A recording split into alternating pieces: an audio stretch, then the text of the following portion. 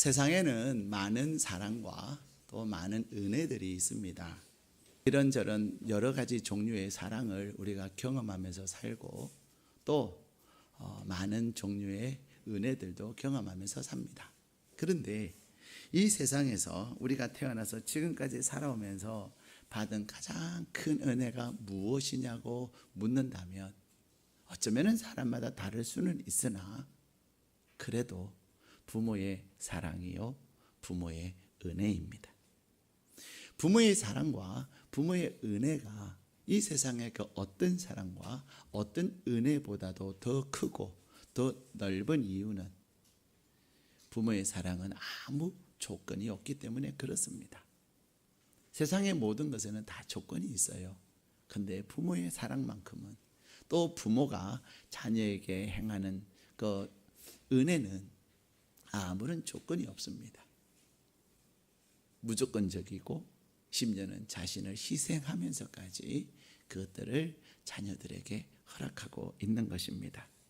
그래서 하나님은 우리에게 십계명을 주시면서 하나님을 사랑하라고 1계명에서 4계명까지 말씀하신 후에 하나님 사랑을 말씀하신 후에 5번째 계명부터 10번째 계명까지 사람을 사랑하라 하는 계명을 주셨어요. 근데 사람을 사랑하는 그 계명 중에 내 첫 번째 계명이 뭐냐면 바로 뭐예요? 내 부모를 공경하라 이렇게 말씀하신 거예요. 우리는 사람들을 사랑합니다. 근데 그 사랑에도 순서가 있고 그 사랑에도 다 정도가 있는데 그 사랑 가운데 뭐니 해도 가장 중요한 사람 사랑의 사랑은 바로 부모를 공경하라는 것입니다. 특별히 이 부모를 공경하는 이 사랑에 대해서 하나님은 우리에게 무엇을 말씀하고 계시냐면 에베소서 6장 1절에서 3절에는 이렇게 말씀하세요.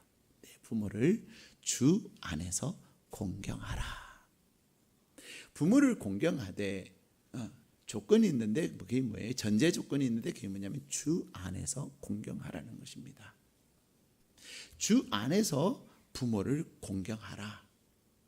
그래야만 하나님께서 우리에게 주시는 약속이 뭐냐면 너가 잘 되고 이 땅에 사는 동안에 잘 되고 그리고 장수할 것을 약속하고 계세요. 사람들은 세상을 살아가면서 다 잘 되기를 바라요. 그렇죠? 새해가 시작되면 소원이 뭐예요? 물어보면 금년에는 내가 계획하고 생각했던 일들이 잘 되면 좋겠어요.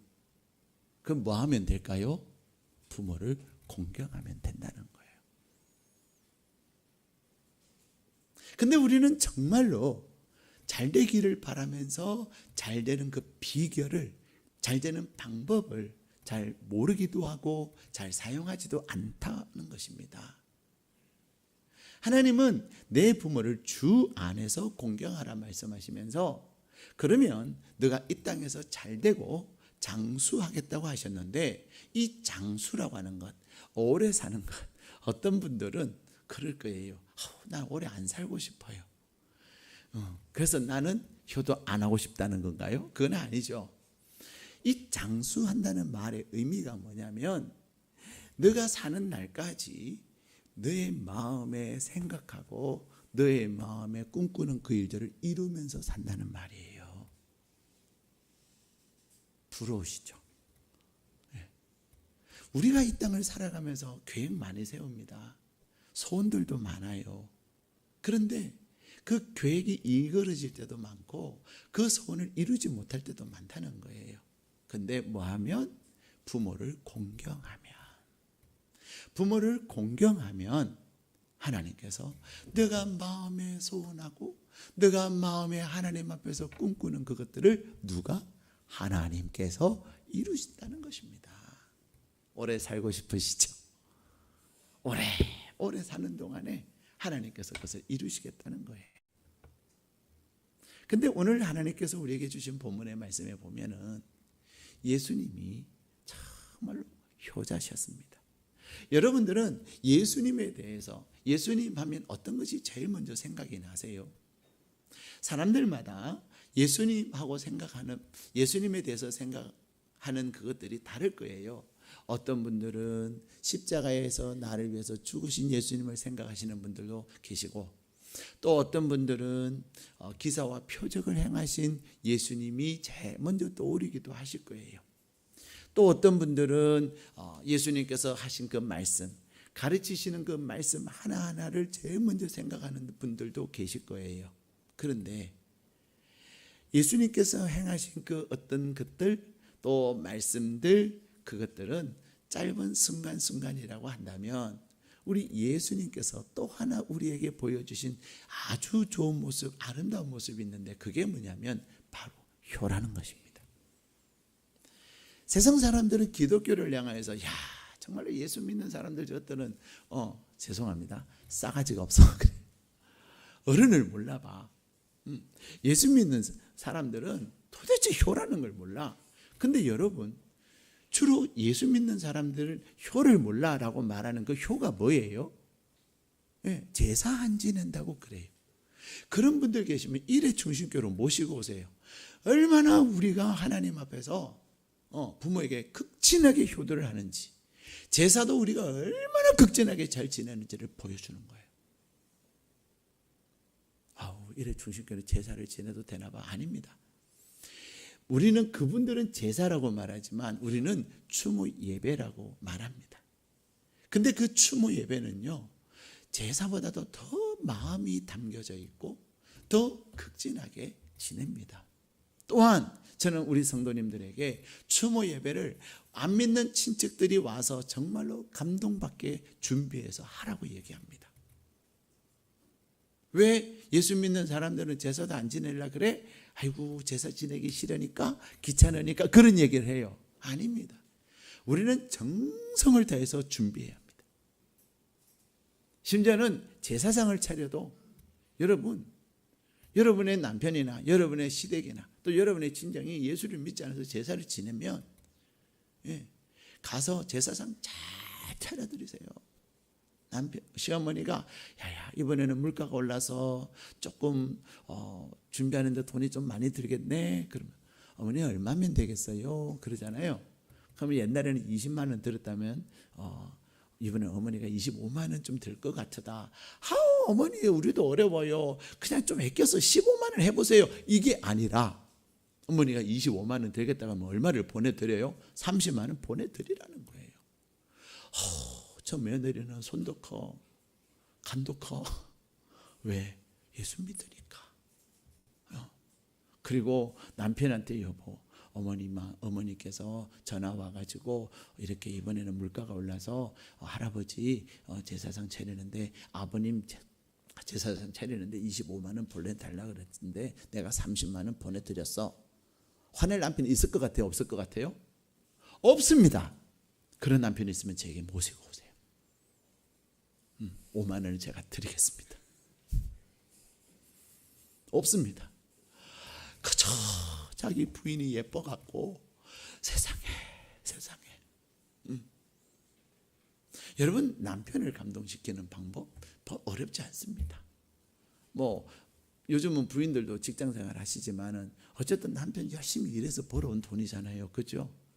그 돈 갖고 자기네 집안에 또 시댁에 제사상 잘 차려줘 보세요. 친정 제사상도 잘 차려줍니다. 근데 어쨌든 우리 기독교는요, 지극히 효를 강조하는 종교입니다. 저는 종교라는 단어 쓰기 싫은데 또 여러분이 이해를 돕기 위해서 쓰는 거예요. 그래서 하나님은 하나님을 사랑하고 나서 하나님 사랑 다음에 사람 사랑하는 첫 번째를 뭐라고 말해요?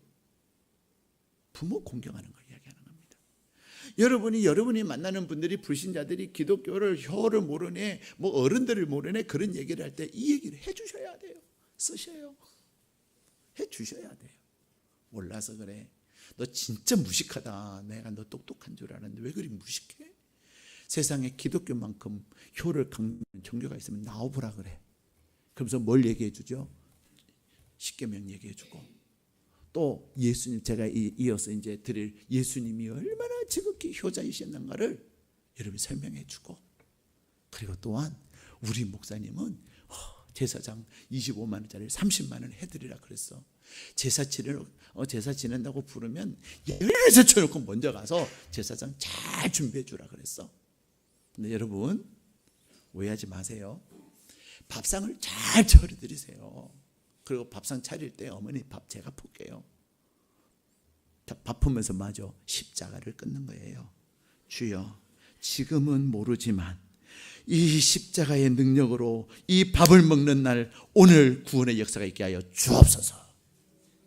아시겠습니까?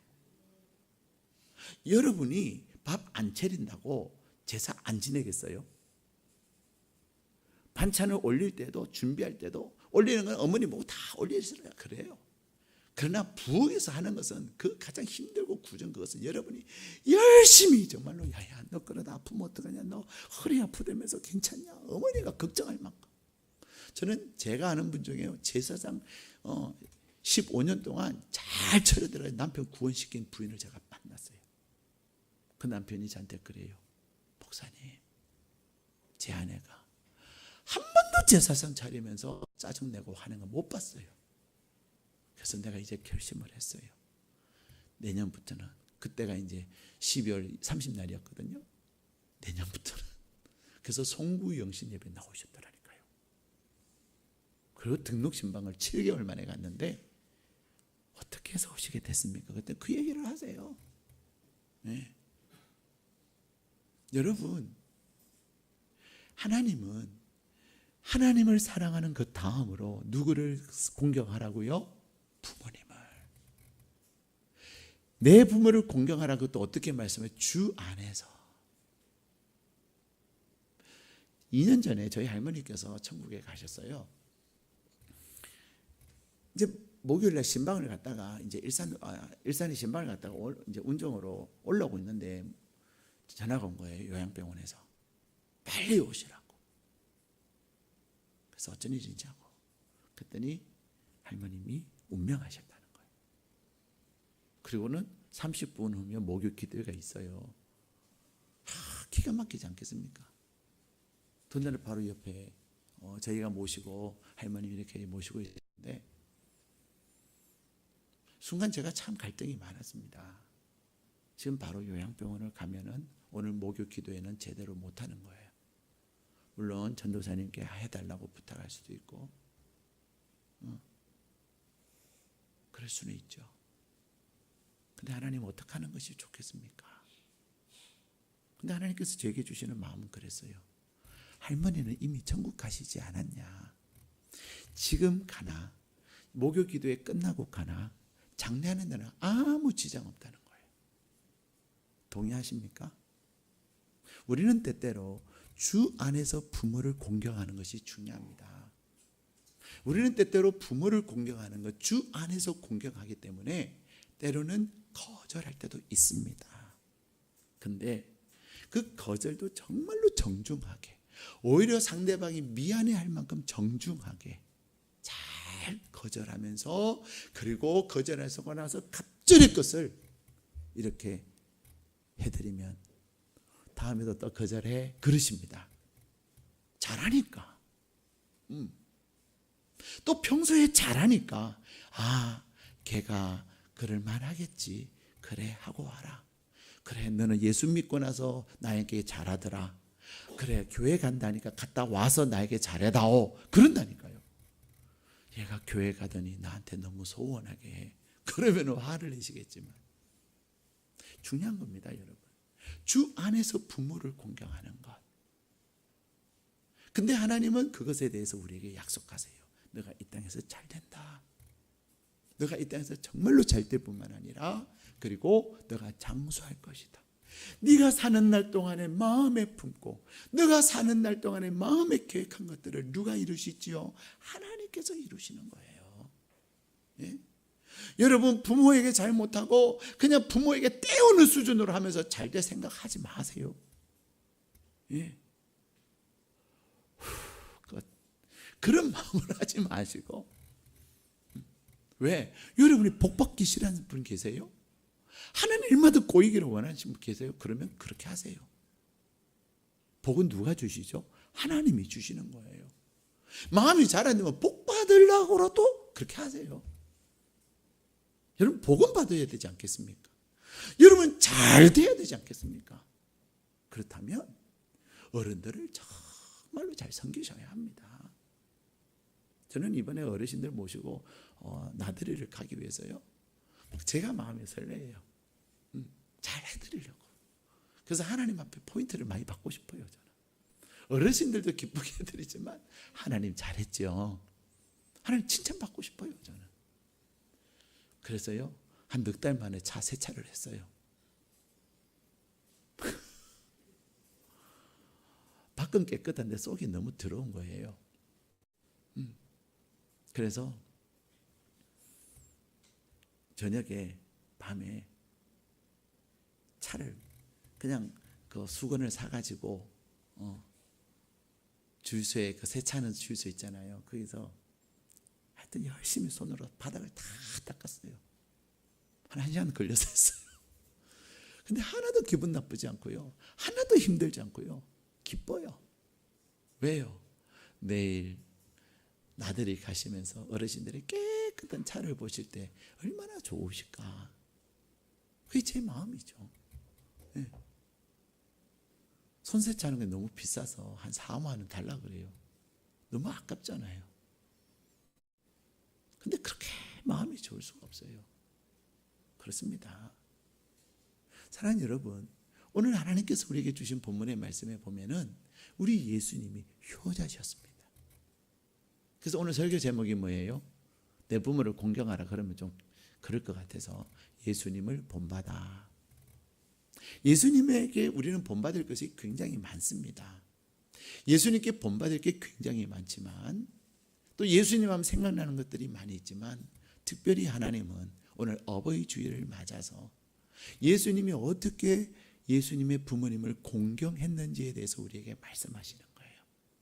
예수님이 공경하신 그 공경의 모습을 통해서 우리가 부모님을 공경하고 또 내 부모라고 하는 그 부모의 범주는 단순히 나를 낳으신 아버지 어머니, 그 다음에 또 우리의 배우자를 낳으신 아버지 어머니, 그 범주에서 더 나가서 교회 어르신들도 우리의 부모이세요. 또 우리 사회의 어르신들도 우리의 부모이시라는 사실을 하나님은 우리에게 말씀하세요. 그렇다면 오늘 예수님께서 어떻게 효자의 삶을 사셨는지 함께 말씀을 나누기를 원합니다. 첫 번째, 우리 예수님은 부모님에게 순종하고 잘 섬겼어요. 성경에는 예수님의 어린 시절과 예수님의 청소년 시절과 예수님의 청년기를 거의 기록을 하지 않습니다. 그런데 누가복음 2장 51절이에요. 누가복음 2장 51절에 보면은 예수님이 소년 예수님에서 청년 예수님으로 성장해 가시면서 딱 한마디를 말씀하시는데 그게 뭐냐면 나사렛에 이르러 순종하여 받으시더라, 이렇게 말씀하세요. 예수님이 30세에 이제 나사렛을 떠납니다. 공생애를 시작하시는데 공생애를 시작하시기 전 30년 동안 예수님이 뭐 하셨다고요? 순종하셨다는 겁니다. 그리고 부모님을 받으셨다는 거예요. 예수님은 단순히 부모님과 함께 계셨던 30년만 순종하면서 받으신 것 아닙니다. 마지막 오늘 이 본문의 말씀은 예수님이 십자가에서 운명하시는 그 직전에 주님의 그 효의 모습을 보여주고 계세요. 다시 말하면 우리 주님은 죽으시는 그날 그 순간까지도 효도의 마음, 부모님을 생각하는 마음을 잊지 않았다는 것입니다. 대부분의 자녀들은 어때요? 자기가 힘들면요, 부모 아랑곳하지 않아요. 부모가 잘해주면 헤헤 하다가요, 부모가 좀 자기가 원하는 대로 안 해주거나 자기 생각하고 다르면 그냥 신경질 내고 그냥 때로는 야 이러기도 해요. 근데 우리 주님은요, 당신의 몸이 지금 십자가에 달려서 죽어가시는 그 힘든 고통의 순간까지도 아들로서 그 효를 타고 계시더라는 거예요. 자, 예수님은 첫 번째, 예수님은 어떻게 하셨다고요?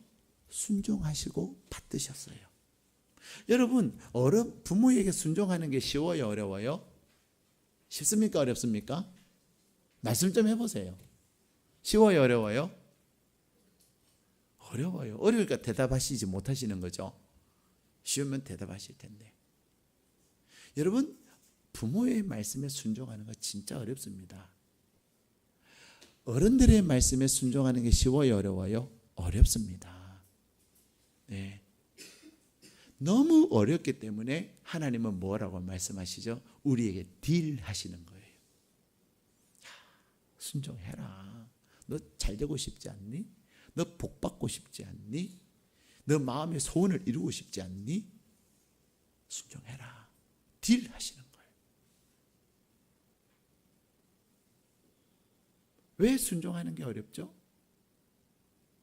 일단은 어르신들은 연세가 드시면 드실수록, 여러분들도 다 이제 나이 드실 거잖아요. 연세가 드시면 드실수록 아무래도 판단력도 떨어지고요, 기억력 떨어지고요, 예, 운동신경 떨어지고요, 생각도 짧아져요. 제가 저희 부모님 얘기해서 죄송한데, 저희 부모님도요, 전화를 받아보면 때로는 새벽 5시에 손주 생일이라고 전화를 하시는 거예요.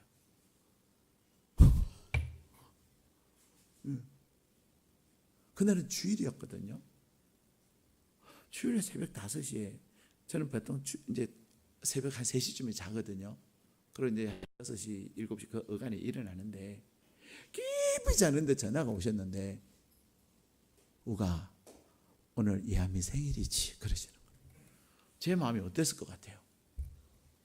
진짜 짧게 한 3시간 4시간 자는 그 시간에 새벽 5시에 전화가 오셨어요. 굉장히 이랬어요. 솔직해요. 이랬지만 그 다음에 감사했어요. 야, 손주 생일을 기억하시고 전화를 하시네. 제가 그것뿐만이 아니에요. 전화 통화를 받아보면 아무것도 아니에요. 우편물 왔니? 그것 때문에 전화 오시는 거예요. 그래서 제가 우편물 오면 바로 문자를 보내드리죠. 이제 미리 또 노심초사하실까 봐.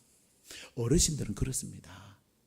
우리가 생각할 때는 이거 지금 전화하실 타임이 아닌데, 생각하면 그냥 무조건 전화하시는 거예요. 예, 그게 어르신이에요. 제가 며칠 전에는 이제 신방 간다고 이렇게 행복센터에서 이제 저 운정고등학교 쪽으로 가는데 홈플러스 익스프레스 앞을 제가 이제 신호를 딱 받고 있었어요. 근데 어르신 한 분이, 할아버지 한 분이 이제 홈플러스 익스프레스에서 롯데캐슬 7단지 쪽으로 길을 건너가시는데요. 세상에, 저는 건널목 건너시면서 그렇게 슬로우 하시는 분 제가 평생 처음 봤어요. 와, 느려도 어찌 그리 느리신지. 어떡하니? 저 걸음으로는 절대로 못 건너가. 중간까지 가면 잘 가. 그러면서 이제 제가 걱정이 되는 거죠. 아니나 다를까, 정말로 하시는데 신호가 딱 중앙선 가니까 바뀌어요. 어떡하지? 저는 당연히 서실 줄 알았어요. 중앙선에 서실 줄 알았거든요. 근데 걸어가시더라고요. 네, 걸어가셨어요. 근데 걸어가시는 게 어른이에요. 서면 젊은 거예요. 근데 제가 정말 감동이었던 것은요, 그 어르신이 걸어가시는데, 그게 왕복 8차선이잖아요. 여기 4차선에 다 차들이 서 있었거든요. 어느 차 한 차가 꽝꽝 크락션 누르는 거 못 봤어요. 그 뒤에도 줄 서 있는데 다 기다려 주더라는 거예요. 운전시민 훌륭해요. 정말 감동이었어요. 네. 신호는 바뀌었어요. 이미. 오직 그 할아버지 한 분이 한 80대는 되셨어요. 허리도 좀 굽으셨는데 걸어가시는 거예요. 그날 그분은 영웅이셨어요. 예. 그렇습니다. 여러분의 그 젊은, 그 스마트하고 아주 이성적이고 합리적이고 민첩한 그 생각을 가지고 어른들을 판단하면 절대로 안 됩니다. 예. 그러면 하나님이 내가 너 복 줄게, 너 계획하는 거 다 이루어 줄게, 너 잘되게 해줄게, 그렇게 말씀 안 하시죠. 그게 안 되기 때문에 그런 거예요. 안 되기 때문에. 하나님은 우리에게 내 부모를 공경하라 그랬어요. 그 공경하는 첫 번째가 순종하는 거라 그랬잖아요. 근데 우리가 정말로 부모님의 말씀에 순종이 어려울 때가 많습니다. 정말로 많아요. 저도 원래는 싸가지가 없는 사람이었어요.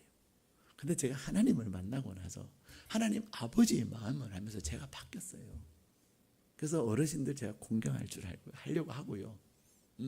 어쨌든 잘 섬기려고 노력을 해요.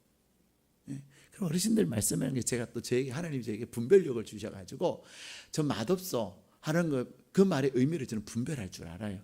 한번 우리 어르신들 모시고 나들이를 갔거든요. 하여튼 나들이 갈 때마다 잘 섬기려고 하는데 그래서 한 번은 그래도 꽃게가 비싸니 꽃게를 해드려야 되겠다. 그랬더니 어떤 분이 그러세요. 나 꽃게 못 먹어. 그러는 순간 제 마음이 얼마나 마음이 불편한지 몰라요. 어떡하지? 그랬는데 갔더니요. 너무 잘 드셨어요. 너무 잘 드셨어요. 여러분 어르신들께서 여러분에게 나 그거 못 먹어 그런다고 여러분 그러면 놔두세요. 우리가 다 먹을게요. 하지 마세요. 다 차려드리면 잘 드세요. 저는 어저께 점심을 먹으면서 너무너무 마음이 씁쓸한 장면을 목격을 했어요. 제가 어제 이제 주보를 빨리 찾아야 되고 해서 일산 쪽에 가서 전도사님하고 점심을 먹었는데 제가 이제 가끔 가는 본가 갈비집이 있어요. 그게 냉면이 진짜 맛있거든요. 육개장도 맛있어요. 근데 저는 어저께 냉면을 먹었어요. 우리 전사님은 이제 다른 거 드셨는데 한 집안이 그 옆에 다 오시는 거예요. 우리 앉은 우리는 그냥 두 사람이니까 구퉁이에 앉고. 근데 한 10명 넘는 분이 오셨는데 어머님을 모시고 또 이모님 모시고 아들들 하여튼 그래가지고 왔어요. 그래가지고 처음에 저는 당연히 어버이날과 관계된 모임이니까 그래도 갈비집이니까 갈비를 시켜드리겠구나. 참 훌륭하다. 그래서 그 아들 모습들을 또 사이대 보는 사람들을 제가 저렇게 봤어요. 존경하는 모습으로. 근데 그러다가 뭐 이렇게 하더니 뭐 이렇게 점심 특선 없어요? 그랬더니 없어졌어요. 그러니까 그냥 메뉴를 바꿔갖고요. 갈비탕 육개장으로 끝내는 거 있죠. 제 속으로 화가 났어요. 야, 차는 좋은 차 타고 왔고요. 선글라스도 이렇게 해가지고 해서 멋은 다 버렸는데 멋은 다 버렸어요. 차도 좋은 차 타고 왔어요. 야, 갈비탕에 갈비를 뜯으시는 모습을 보니 갈비 구워 드려도 잘 드시게 생겼어요. 내가 막 화가 얼마나 났는지 몰라요.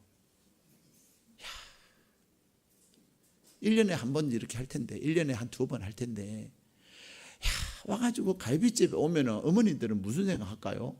오늘은 아들이 나 갈비 사주려는구나. 근데 갈비탕 하고 탕탕탕 하고 끝나더라는 거죠. 여러분 하나님은 우리가 부모님에게 순종하기를 원하세요. 근데 순종에 대해서 우리는 그런 이야기를 합니다. 순종할 만해야지 순종하지? 그런 이야기 합니다. 그래서 자기의 불순종을 합리화를 시킵니다. 근데 여러분 하나님께서 우리에게 순종을 말씀하실 때는 순종은 인격 때문에 순종하는 게 아닙니다. 무엇 때문에 순종할까요? 위치 때문에 순종하는 겁니다. 우리는 내가 하기 싫으면 그 부모든 뭐 상사든 또 어떤 리더십이든 내가 뭐 순종할 만한 가치가 있어야 하고 내가 뭐 순종할 만한 본을 보여줘야 순종하지. 우리는 그런 이야기를 합니다.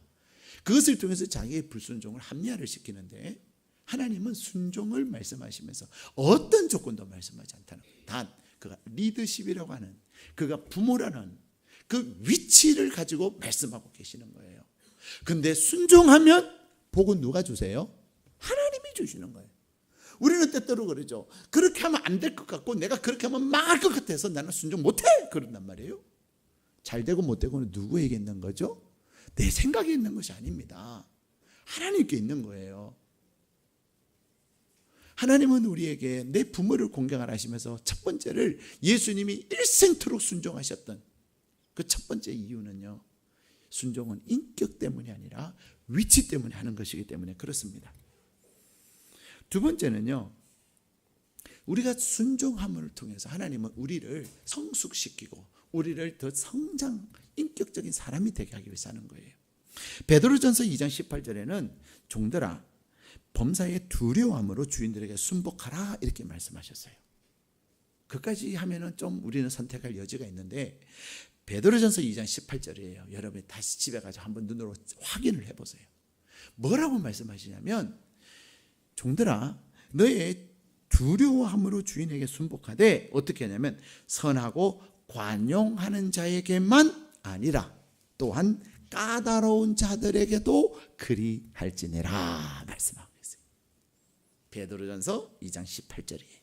누구에게도 까다로운 자, 까칠한 자, 부모님이 까다롭고 시부모님이 까다롭고 처가의 부모님들이 까다롭고 말도 안 되는 어거지를 부리고 그래도 뭐 하라는 거예요? 순복해라. 순복해라. 까다로운 자에게도 그리 하라고 누가 말씀하신 거죠? 하나님께서 말씀하셨기 때문에. 자, 그런데 왜 우리가 순종하면 우리가 더 성숙한 사람이 되냐? 일단은 순종은 해야 되지만 우리가 순종함에 있어서 왜 이분이 이 말을 하는지를 잘 알아야 돼. 동기를 살필 줄 알아야 돼. 동기를 살피면서 우리는 때로는 정말로 아니라고 생각이 들면 당장 해야 될 것이 아니라면 시간이 필요하다면 그때 열받지 마시고 기도를 하세요. 하나님, 우리 아버님이 우리 어머님이 이거 해달라고 하시는데 아니잖아요. 기도를 하면 하나님께서 정말로 창조적 제안을 할 수 있는 지혜를 주세요. 기도를 하면은 내가 순종할 마음을 가지고 기도하고, 그러나 진짜 아무리 하나님 이거는 주 안에서 아니고 이것은 아니잖아요 라고 하나님 앞에 기도할 때 하나님은 진짜 아닌 것에 대해서는 뭐 하실까요? 내가 기도하는 가운데 아버님 어머님 마음을 바꿔주세요. 그리고 하나님, 내가 기도할 때 하나님은 나에게 좋은 아이디어를 주셔가지고 아버님 어머님 근데 이거 이렇게 하면 어떨까요? 라고 했을 때 그거 좋은 생각이구나 이렇게 말씀하신다는 거죠. 그래서 중요한 것은 뭐예요? 순종하는 거예요. 두 번째, 우리 주님께서 일평생 순종하시면서 받드시면서 그 다음에는요 어머니에 대해서도 극 존칭을 쓰고 계세요. 오늘 본문 26절 우리 읽겠습니다. 시작. 예수께서 자기의 어머니와 사랑하시는 제자가 곁에 서 있는 것을 보시고 자기 어머니께 말씀하시되 여자여 보소서 아들이니이다 하시고. 우리는 성경을 읽으면서 가끔 좀 당황스러운 때가 나와요. 어떤 때요? 오늘 이런 때. 아니 엄마한테 어떻게 어머니한테 무슨 여자요 그래? 야, 진짜 예수님 버릇이 없구나. 우리는 그런 생각해. 그건 우리가 무지해서 그런 거예요. 이 번역이 어렵고 번역이 그렇게 돼 있어서 그런 거예요. 헬라어 원문에는 이 여자여 하는 말을 그나일 이렇게 돼 있어요. 이 그나일이라는 말은 아랍어인 근황에서 나왔는데 이 근황이라고 하는 말은 어떤 말이냐면 그냥 하대하거나 무시하거나 그런 말이 아니라 높고 귀한 지체의 사람에게 사용하던 존칭이에요. 어느 정도 높고 지체 있는 분이냐면요, 로마의 황제 안토니우스가 여러분들 잘 아시는 이집트의 여왕 클레오파트라 아시죠? 미인의 대명사. 서양에는 클레오파트라, 동양에는 양귀비, 대한민국에는 여러분. 여러분이 미인의 대명사입니다. 아무도 아멘을 안 하시네. 네. 근데 이 로마의 황제 안토니우스가 이집트의 여왕 클레오파트라에게 그를 만났을 때 첫 마디가 뭐냐면요, 여인이시여 그랬어요. 이 여인이시여라는 이 말이 뭐냐면 근황 이 말이에요. 다시 말하면 예수님이 어머니에게 십자가에 계시면서 어머니에게 여자여 하는 이 말은 한국말로 번역해가지고 그냥 여자여 된 거지. 원래는 뭐예요? 예수님이 어머니를 부를 때는 클레오파트라와 같은 여왕이시여 이 말이에요. 그 예수님의 마음에는 어머니가 그냥 어머니가 아니에요. 늘 어머니 대하기를 어떻게 돼? 대왕 대비마마 대하듯이 했다 이 말입니다. 예? 우리는 아버지 어머니한테 짜증 잘 내요, 그죠? 친정 어머니가 애 좀 잘못 봐줘. 어머 그게 뭐예요? 막 그래. 대왕 대비마마 어찌하여 아이를 이렇게 보셨나이까? 이렇게 하셔야 된다니까. 예. 여러분, 우리 주님은 십자가의 그 고통의 순간에도 그 죽어가는 마지막 그 고통의 순간에 예수 어머니를 향하여서 대왕 대비마마 그랬다니까요. 여자여 거기에 써놓으세요. 잊어버리니까.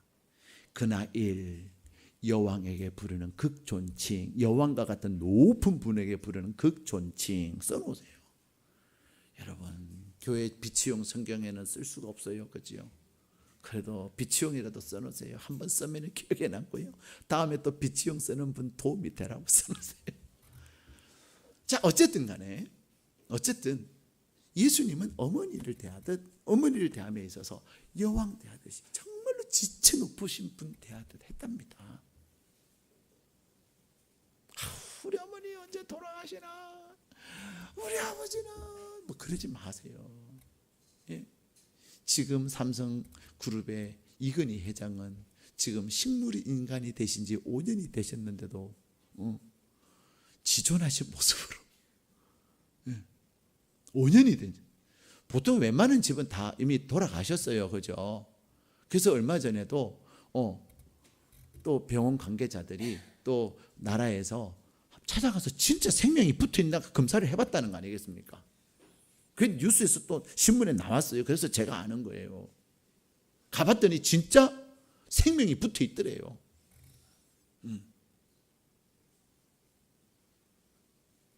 빨리 돌아가셨으면 하면 그렇게 5년씩이나 연명을 시켰겠습니까? 사랑하는 여러분, 부모를 공경하는 것은 순종하는 것이고, 그저 말씀하시면 일단은 네 그렇게 하세요. 그리고 아닌 것 같으면 기도를 하세요. 두 번째, 여러분의 부모님들, 시부모님이든 처갓집 부모님, 시댁 부모님이든 처갓댁 부모님이든 우리 교회 어르신이든 다 어떤 분 대하기를 대왕 대비마마 대하듯.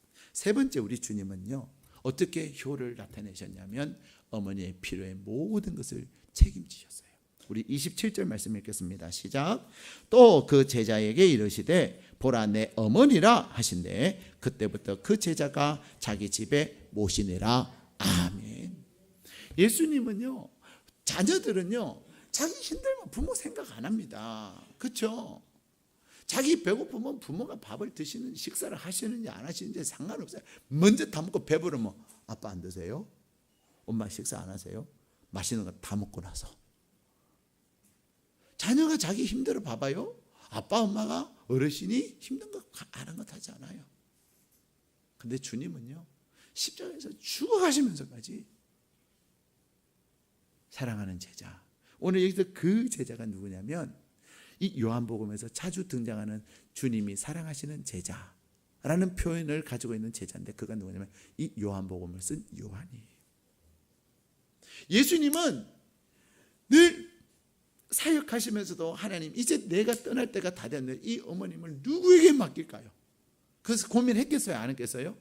보고 달려 계시면서 누가 할까 이렇게 제비 뽑았을까요? 아닙니다. 어머니를 가장 잘 모실 만한 제자. 기도하시고 고민하시고 또 주님이 말씀하실 때 아멘 할 수 있는 제자. 아마 베드로에게 맡겼으면 어머니 진짜 고생 많이 하셨을 것 같아요. 그죠? 베드로 성질 다혈질이요. 성질 급하죠. 어머니가 좀 천천히 하면 어머니 빨리 하지 빨리. 또 어머니가 또 그러면 또 어머니 내가 다 할게 해놓고는 또 나중에 행편이 안 되면 또 모른 척하고. 베드로는 절대로 아니에요. 주님이 어머님을 맡기 위해서 얼마나 기도했겠어요. 근데 여러분, 우리 주님은 부모를 공경한다고 해서 효를 한다고 하는 것은 부모님의 필요를 채워드리는 거예요. 물질적인 것도 채워드리지만 정서적인 것도 채워드려야 돼요. 여러분, 여러분의 부모님과 영화도 보러 가세요. 예? 영화도 보러 가세요. 옛날에 어머니도 영화 잘 못 봤잖아요. 아유 어머니 힘드신데 집에서 보세요. 책을 많이 나와요. 영화 많아요. 그러지 마세요. 영화관에서 보는 영화, 집에서 보는 영화 다릅니다. 예, 음악회를 가면 아유 뭐 내가 늙었는데 뭐 그런 거 들을 줄 아나? 그 분위기라는 게 있어요. 아유 어머니 한 번도 못 가보셨잖아요. 가요. 됐다 너희나 가거라. 아닙니다. 표 다 끊어놨어요. 비싼 거예요. 이건 날려요. 그러면 가세요. 환불이 안 돼요. 그러면 가세요. 근데 가시고 나서 뭐라 그러실까요? 좋대 어찌 그리 좋냐 그러신다니까요. 또 그래요. 내가 요즘 이가 안 좋아서 내가 갈비는 못 듣는다. 그럼 갈비를 갈아서 드리세요. 갈비 맛은 똑같아요. 맛은 아세요.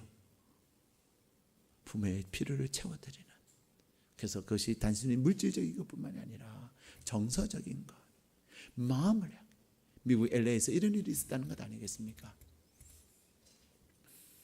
어느 한 어르신이 하도 말할 상대가 없으니까 광고를 내기를 나한테 전화 10분 통화할 때마다 $1를 주겠다고 광고를 했다는 거 아니겠습니까? 여러분들만 어른들하고 얘기하지 말고 할아버지 할머니들은요 여러분하고 얘기하기를 좋아하지만 누구하고 더 좋아할까요? 손주 손자들하고 얘기하기를 기뻐하세요. 얘야 가 있느냐 공부해요. 공부보다 더 중요한 거 바꿔주세요. 꼭 통화를 하게 해주세요. 예? 페이스톡도 해주세요. 돈도 안 들잖아요. 페이스톡은. 근데 그것이 얼마나 어르신들에게 기쁨인지 몰라요. 예. 우리가 부모님의 필요를 채워드리는 그것이 바로 효하는 건데 예수님이 그렇게 하신 것입니다. 사랑하는 여러분, 오늘 우리 주님은 친히 몸소 효를 행하셨습니다. 그래서 주님은 몸소 행하셨기 때문에 마태복음 15장에서 서기관과 바리새인들이 내 부모를 공경하라 하시라고 말씀하실 때도 권세와 능력이 있었던 것입니다. 하나님은 오늘 우리에게 말씀하십니다. 부모는 능력 있고 부모는 똑똑하기 때문에 공경해야 될 대상이 아니라 부모이기 때문에, 어른이기 때문에, 위치 때문에. 나는 우리 부모한테 받은 것도 없고 나는 우리 부모 생각하면 상처만 생각나고 비록 그랬을지라도 인격 때문에 순종하는 것이 아니라 위치 때문에 순종하는 거예요. 하나님이 여러분에게 복을 주시기를 원하셔서 순종하라, 공경하라고 말씀하시는 거예요. 그 말씀을 꼭 기억하면서 아직 어버이날에 또 어버이날을 잘 싸워요. 그죠? 제대로 못하셨다면 오늘 다시 찾아가세요. 그리고 여러분 주보 일면에 보면 살아생전에 해드려야 될 효도 5가지 써놨죠. 그죠? 자주 사랑한다고 말하세요. 그리고 여러분들 부모님들의 늙음을 이해를 하셔야 돼요. 아니 왜 못 그래요? 왜 그렇게 얼굴이 피부가 그래요? 다 여러분 때문에 그런 거예요. 여러분 좋은 미백 화장품 사다 드리고 주름 개선제 여러분의 어머니들에게 사다 드리셔야 돼요. 나이도 많은데 그 비싼 화장품 다 사다 드리세요. 그럴 때 하나님이 여러분 잘 되게 하시는 겁니다. 그리고 부모님에게 항상 웃음을 선사하세요. 여러분 절대로 부모 앞에서 화내지 마세요. 얼굴 찡그리지 마세요. 웃음을 선사를 하세요. 그리고 용돈 꼭 챙겨드리는 거 아시죠? 그리고 부모님이 일하실 때 일거리를 때 그냥 가만히 앉아 계세요. 가만히 앉아 계신 게 제 도와드리는 거. 그 말 하지 마세요. 어머님들 상처 엄청 받습니다. 그래요? 하실래요? 하세요. 고마워요. 땡큐 맘. 그러고 앉아 있는 거죠. 다시 한번 또 하면 되지. 내가 설거지 한 번 더 하면 되는 거고. 그렇지 않습니까? 예.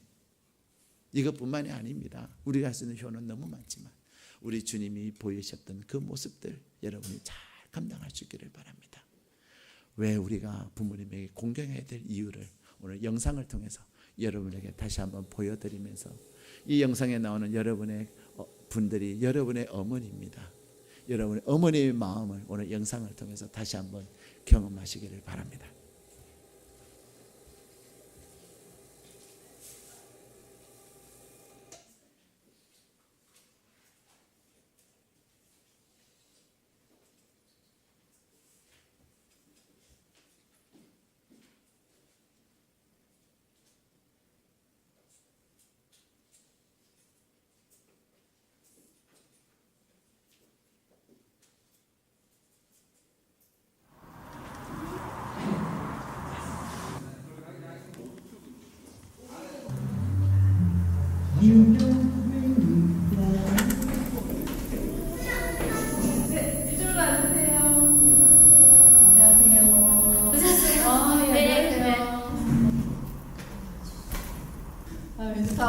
준비되셨죠? 네.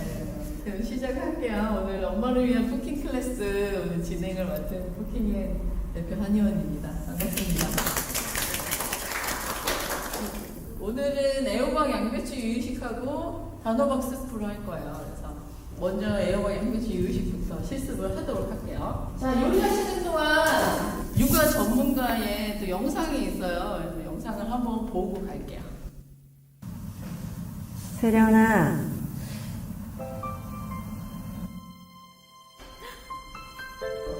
그래서 제가 그냥 네, 안녕하세요.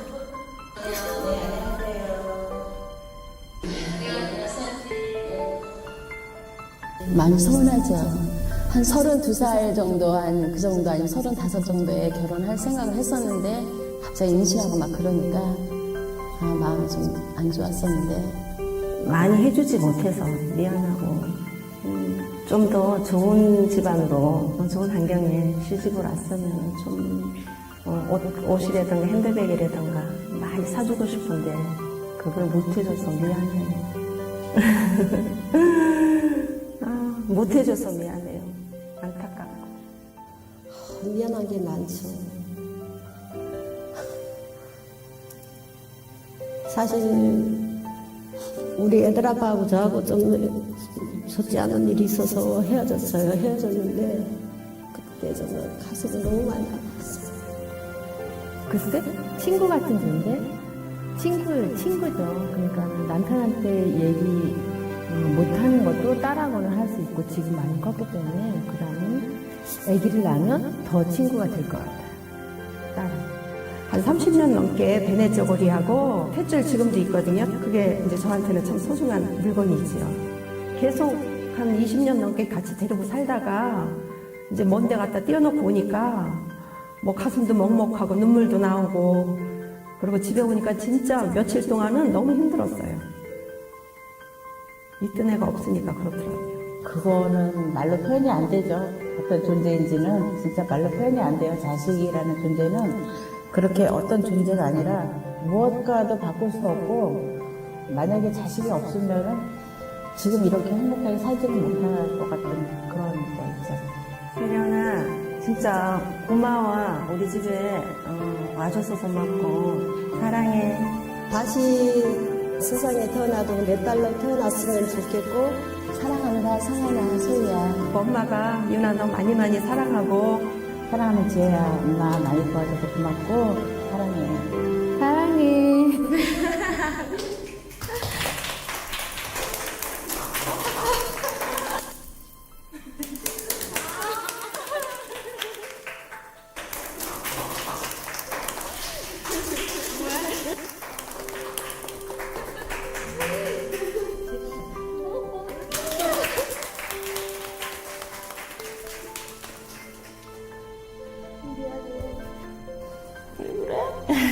고마워.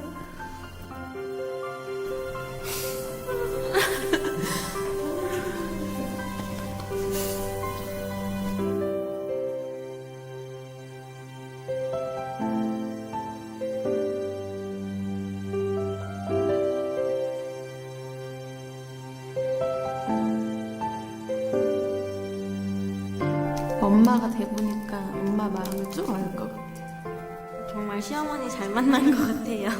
감사하기도 하고 죄송한 것도 있고 그냥 엄마는 늘 내 옆에 있어줘야 되는 사람. 나와줘서 너무 감사해. 바르게 잘 자랐어서 너무 고마워. 고마워.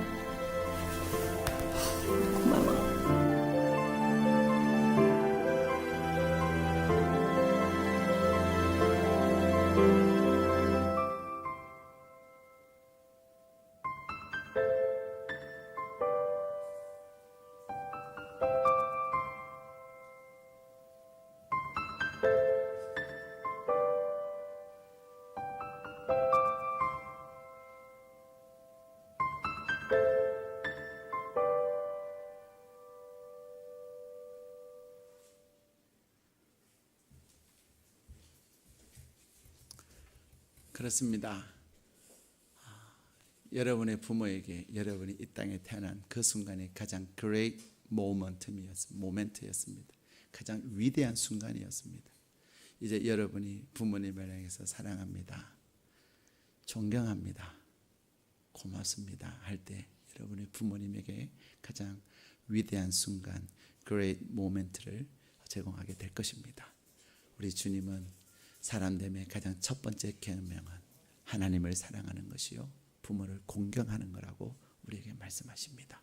사람됨의 가장 복된 일, 그 일들을 오늘도 그리고 일평생 여러분의 마음에 새기면서 효도하는, 정말 효도하는 일의 중심교회 성도들, 효도함으로 하나님의 큰 복을 받는 일의 중심교회 성도들 되시기를 주님의 이름으로 축복합니다.